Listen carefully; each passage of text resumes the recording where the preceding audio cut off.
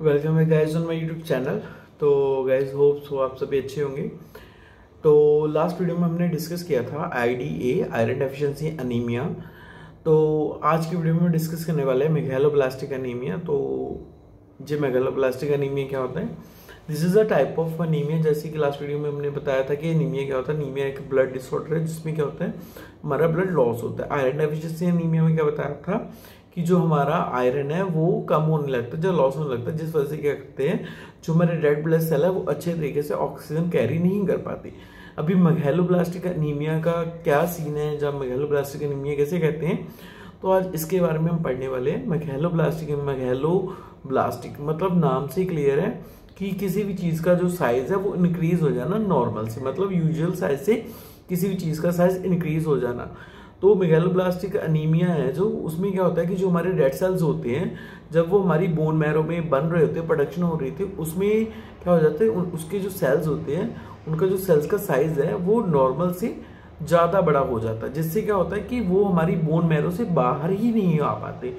और bone marrow से बाहर ना आने की वजह से क्या होता है कि वो बोन मैरो के अंदर ही या तो डिस्ट्रॉयड हो जाते हैं, या फिर वो क्या करते हैं कि अगर बाहर आते हैं वो इमेच्योर बाहर आते हैं। और जब वो बोन मैरो से बाहर नहीं आते तो क्या करते हैं, हमारे जो टिश्यूज है उन तक ऑक्सीजन नहीं पहुंच पाती। हमें ये पता ही है कि जो टिश्यू तक ऑक्सीजन है, जो हमारे ऑर्गन तक ऑक्सीजन है, वो कौन लेके जाता है, हमारे रेड ब्लड सेल्स।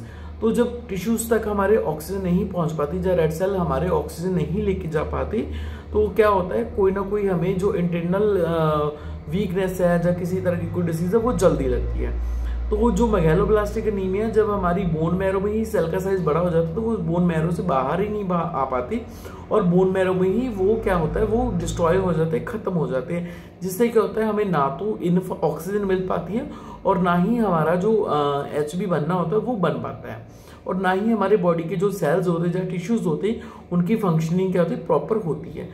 और अगर हम मेगालोब्लास्टिक एनीमिया की बात करें, जो इसके अनदर नेम्स हैं, वो अनदर नेम्स में सबसे पहले आता है macrocytic anaemia. Macro meaning cell का साइज लार्ज होना, साइड मीन्स सेल, मतलब मैक्रो मीन्स बड़ा और साइड मीन सेल, की सेल का साइज है जो बड़ा हो गया, उसकी वजह से क्या हो गया, अनीमिया हो गया।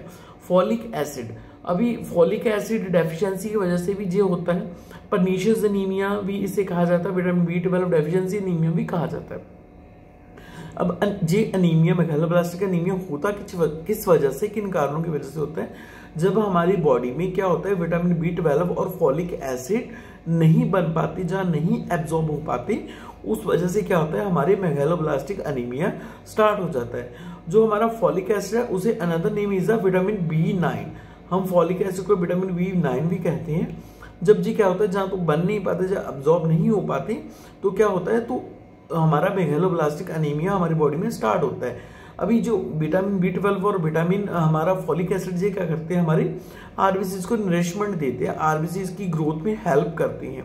और जब ये हमारी आरबीसीज को नहीं अच्छे तरीके से मिल पाते तो क्या होता है, या तो आरबीसीज की ग्रोथ एक्सेस में हो जाती, मतलब वो लार्ज हो जाती, लार्ज साइज में हो जाती, जिन वजह से क्या होता है, वो बोन मैरो से बाहर ही नहीं आ पाती, और बोन मैरो से बाहर ना आने की वजह से वो बोन मैरो के इनसाइड ही डिस्ट्रॉय हो जाते हैं, जिनकी वजह से क्या होता है, ना तो वो अच्छे से ऑक्सीजन कैरी कर पाते हैं और ना ही वो क्या होता है, वो टिश्यूज तक पहुंच पाते हैं। और दूसरी वजह ये है कि जो हमारे आरबीसी को जो विटामिन B12 या फॉलिक एसिड नहीं मिलेंगे, तो वो क्या है, वो इमेच्योर और डेड सेल ही हमारी बोन मैरो से बाहर आएंगे, और उसका नुकसान क्या होगा कि हमारी जो बॉडी में जो ब्लड है वो नहीं बनेगा, और जो हमें पर्नीशियस एनीमिया, जब मैक्रोसिटिक एनीमिया हो जाएगा। अभी सिम्टम क्या है, हमें कैसे पता चलता है कि हमें मेगालोब्लास्टिक एनीमिया हो गया है, जहाँ हो चुका है, जहाँ हमें हो सकता है। तो इसके लिए क्या होता है, सिम्टम क्या है, सबसे पहले क्या होता है, शॉर्टनेस ऑफ ब्रीथ होती है, सांस लेने में दिक्कत आएगी, ठीक है जी, सांस बहुत फूलेगी।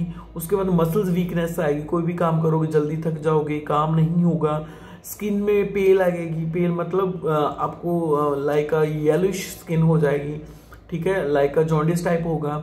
लॉस ऑफ एपेटाइट, भूख नहीं लगेगी, वेट लॉस होगा, डायरिया हो जाएगा, और हार्ट बीट आपकी फास्ट रहेगी। तो ये कुछ सिम्टम्स हैं जिनसे हमें पता चल सकता है कि पेशेंट है मेगालोब्लास्टिक एनीमिया। आफ्टर दैट हम क्या करते हैं, इन जो हमें अगर हम ये सिम्टम दिखाई देते हैं तो डॉक्टर क्या करता है, डॉक्टर की एडवाइस से हम टेस्ट लिखते हैं। जब डॉक्टर कुछ टेस्ट लिखता है, जो हम टेस्ट करवाने के बाद हमें पता चलता है कि यस कि patient have a megaloblastic anaemia या पर्नीशियस एनीमिया या कोई अनदर एनीमिया। तो क्या होता है, सबसे पहले हम लैब डायग्नोसिस में सीबीसी कंप्लीट ब्लड काउंट करवाते हैं, पीबीएफ करवाते हैं, विटामिन B12 करवाते हैं, फॉलिक एसिड करवाते हैं।